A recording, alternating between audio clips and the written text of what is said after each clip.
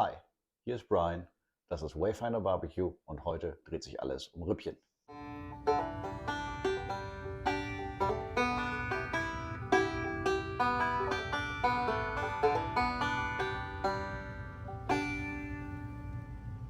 Guten Tag, Wayfinders. Today we are doing the classic ribs.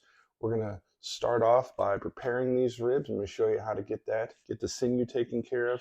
We're also going to go ahead and use all these ingredients to make ourselves a Memphis style rub. It's a little bit of a sweeter rub, but really good on some pork ribs. After that, we're going to use a 3-2-1 method for smoking these.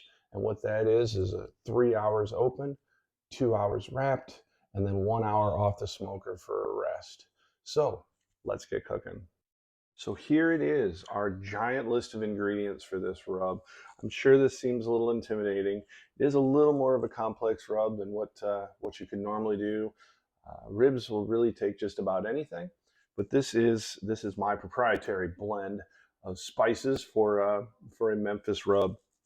And what we have here is some rosemary, some devil's dust, which is a pile of nasty peppers dried and ground by yours truly, a powdered onion, some pepper, ginger, garlic powder, paprika, brown, and then white sugar.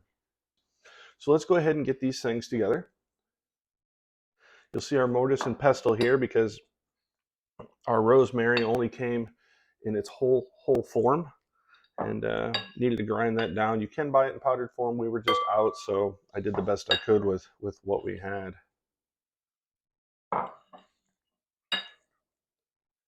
It's interesting. The ginger itself gives us such a unique flavor as we go. And the paprika doesn't add too much taste, but does add the color that we're looking for in the meat. There it is. We'll go ahead and take this here, move that around.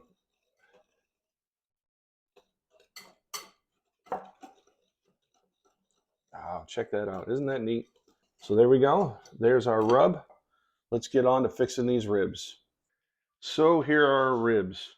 What we're going to do is start with trimming off our little extra ends.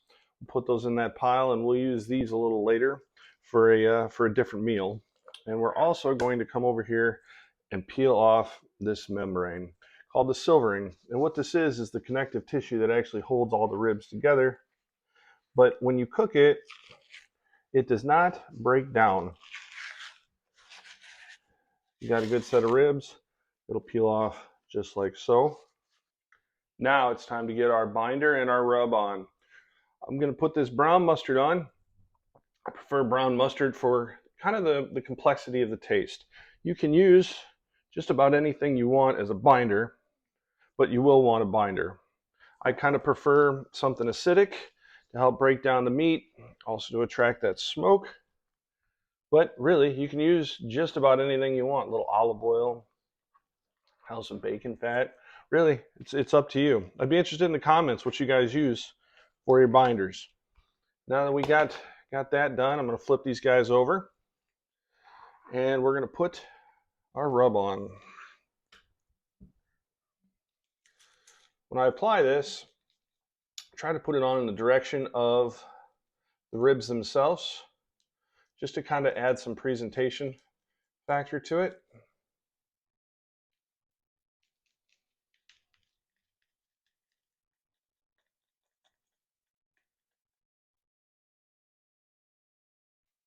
I also start with the back of the ribs,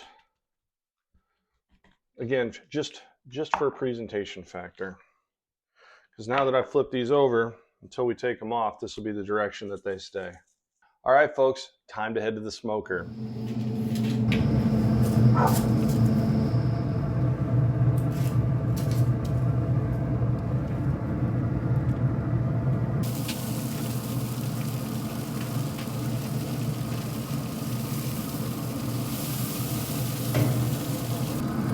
Ready to get some doors?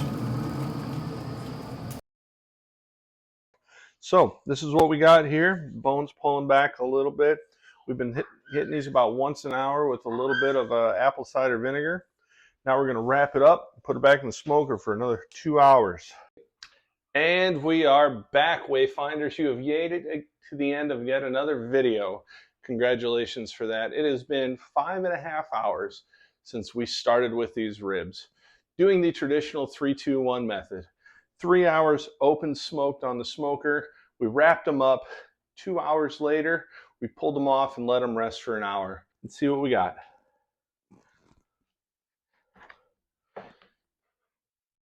Look at that.